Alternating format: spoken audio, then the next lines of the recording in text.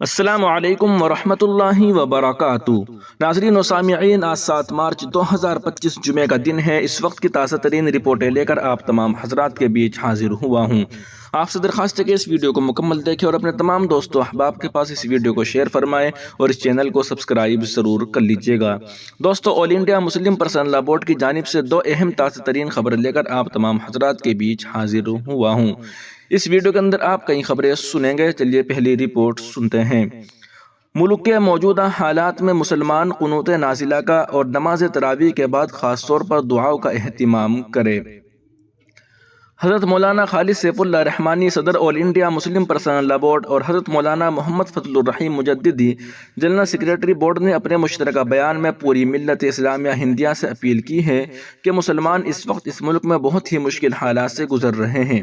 دستور کو بالائے طاق رکھ دیا گیا ہے، مسجدوں کی عمارتیں منہدم کی جا رہی ہیں، مسلمانوں کے مکان کو بلڈوزر سے زمین دوز کیا جا رہا ہے اور اوقاف پر قبضہ کرنے کے لیے حکومت سازشیں کر رہی ہے۔ مسلمانوں کے خلاف جو جرائم ہوتے ہیں ان پر حکومت کوئی توجہ نہیں دیتی اور مسلمان اپنے آپ کو یک و تنہا محسوس کر رہے ہیں، اور ان میں یہ احساس بجا طور پر پیدا ہو رہا ہے کہ حکومت ان کو نہ صرف یقینی انصاف دینا نہیں چاہتی بلکہ ظلم کو بڑھاوا دینا چاہتی ہے۔ ایسے حالات میں جب مسلمان ظلم سے دوچار ہیں، قنوت نازلہ پڑھنے کی سنت شریعت میں رکھی گئی ہے۔ خود حضور صلی اللہ علیہ وسلم نے بھی قنوت نازلہ پڑھی ہے۔ اس لیے تمام مسلمانوں سے اپیل کی جاتی ہے کہ وہ رمضان المبارک کے اس مہینے میں قنوت نازلہ پڑھنے کا اہتمام کریں۔ یہ دعا فجر کی نماز میں پڑھنی چاہیے۔ فجر کی نماز میں دوسری رکعت میں رکوع سے پہلے یہ دعا پڑھی جائے اور ساتھ ہی ساتھ نماز تراویح کے بعد خصوصی دعا کا اہتمام کیا جائے، کیونکہ اللہ تعالیٰ ہی مسبب الاسباب ہے اور تمام پریشانیوں اور آفات و بلیات کو دور فرماتے ہیں۔ امید کہ مسلمان اس پر توجہ دیں گے۔ دوستو، یہ اعلان جاری کیا گیا ہے All India Muslim Personal Law Board کی جانب سے۔ دوسرا اعلان بھی آپ سماعت فرما لیجئے گا۔ وقف ترمیمی بل 2024 پر All India Muslim Personal Law Board کا جنتر منتر پر مظاہرہ اب 10 مارچ کے بجائے 13 مارچ 2025 کو ہوگا۔ 13 مارچ 2025 کو All India Muslim Personal Law Board Nai Delhi کے جنتر منتر پر وقف ترمیمی بل 2024 کے خلاف ایک پرزور مظاہرہ کرے گا۔ All India Muslim Personal Law Board کے ترجمان اور مظاہرہ کے آرگنائزر ڈاکٹر سید قاسم رسول الیاس نے ایک پریس بیان میں کہا کہ بعض تکنیکی وجوہات کی بنا پر مظاہرہ کی تاریخ میں تبدیلی کی گئی ہے۔ اب یہ مظاہرہ 10 مارچ کے بجائے 13 مارچ کو جنتر منتر دہلی پر ہوگا۔ اب جبکہ حکومت اور اس کے حلیف پارٹیاں اس متنازع اور مسلمانوں کے لیے ناقابل قبول بل کو منظور کرنے پر مصر ہے اور اس بات کا قوی اندیشہ ہے کہ 12 مارچ سے شروع ہونے والے پارلیمنٹ سیشن میں اسے منظور کر لیا جائے، اس لیے بھی ضروری ہو گیا کہ ایک بار پھر مسلمانوں کا مضبوط موقف جمہوری اور پرامن طریقے پر پوری قوت کے ساتھ حکومت اور اہل ملک کے سامنے رکھا جائے۔ All India Muslim Personal Law Board, اس میں شامل جماعتوں، دیگر دینی و ملی جماعتوں اور عامۃ المسلمین نے کروڑوں کی تعداد میں جے پی سی کو ای میل بھیج کر اور کمیٹی سے ملاقات کر کے مدلل انداز میں یہ واضح کر دیا تھا کہ ہم اس ترمیمی بل کو مسترد کرتے ہیں اور اسے اوقاف کے تحفظ کے خلاف سمجھتے ہیں۔ ہمارے نزدیک یہ بل وقف املاک کو ہڑپنے اور اس کی تباہی و بربادی کے غرض سے لایا گیا ہے، لہٰذا اسے فی الفور واپس لیا جائے۔ اس کے علاوہ سیاسی پارٹیوں کے سربراہان آندھرا پردیش کے وزیر اعلیٰ چندرا بابو نائیڈو اور بہار کے وزیر اعلیٰ نتیش کمار سے بھی ملاقات کر کے وقف ترمیمی بل پر مسلمانوں کا موقف تفصیلی طور پر ان کے سامنے رکھا گیا تھا اور یہ واضح کر دیا گیا تھا کہ یہ بل ہمیں ہرگز بھی منظور نہیں ہے۔ اس کے علاوہ جے پی سی ممبران سے بھی فرداً ملاقاتیں کی گئی، تاہم حکومت ٹس سے مس نہیں ہوئی۔ ان حالات میں All India Muslim Personal Law Board کی مجلس عاملہ نے طے کیا ہے کہ حکومت اور سیاسی پارٹیوں کے ضمیر پر دستک دینے اور اپنے احتجاج کو درج کرانے کی غرض سے All India Muslim Personal Law Board Delhi میں پارلیمنٹ کے سامنے جنتر منتر پر 13 مارچ کو صبح 10 بجے پرزور مظاہرہ کرے گا۔ اس دھرنے میں بورڈ کی پوری قیادت، تمام دینی و ملی جماعتوں اور سماجی تنظیموں کی مرکزی قیادت بھی شرکت کرے گی۔ مسلم پرسنل لاء بورڈ نے اپوزیشن کی تمام سیاسی پارٹیوں اور سول سوسائٹی موومنٹ سے بھی اپیل کی ہے کہ وہ بھی اس دھرنے میں شریک ہو کر اس ظلم و زیادتی کے خلاف آواز اٹھائے۔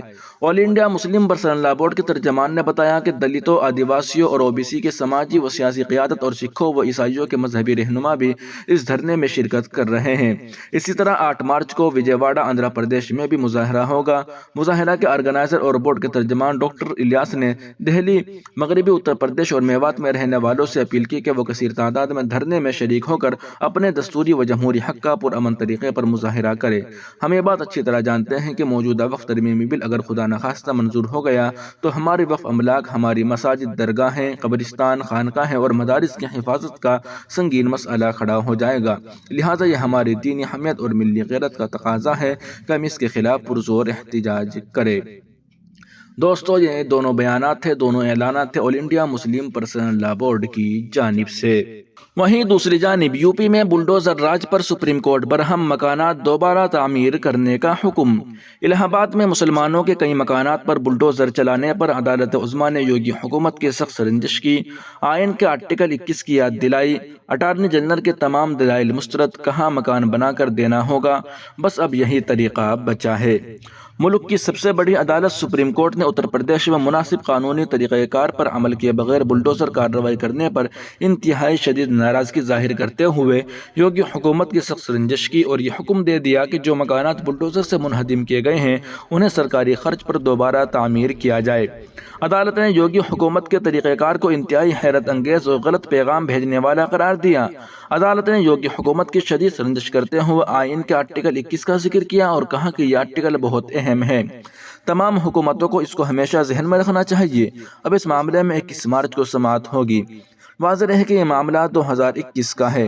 عرضی گزار ایڈوکیٹ ذوالفقار حیدر، پروفیسر احمد، دو بیواؤں اور دیگر ایک عرضی گزار نے سپریم کورٹ میں یوگی حکومت کی زیادتی اور ظلم کو بے نقاب کرتے ہوئے کہا کہ حکام نے سنیچر کی رات دیر گئی انہدام کے نوٹس جاری کیے اور اگلے دن ان کے مکانات کو مسمار کر دیا، جس کی وجہ سے انہیں کارروائی کو چیلنج کرنے کا کوئی موقع تک نہیں ملا۔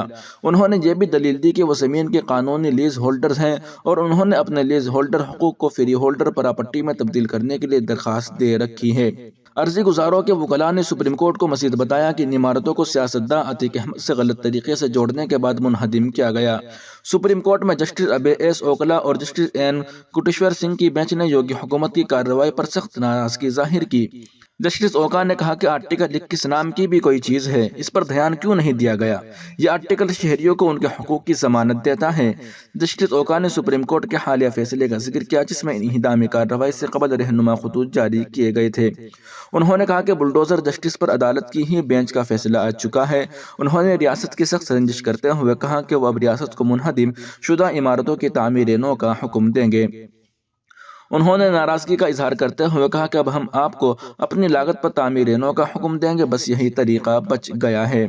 حالانکہ ریاست کی طرف سے پیش attorney general are Venkat Ramani نے یوگی حکومت کا دفاع کرتے ہوئے دعویٰ کیا کہ درخواست گزاروں کے پاس نوٹس کا جواب دینے کے لیے کافی وقت تھا۔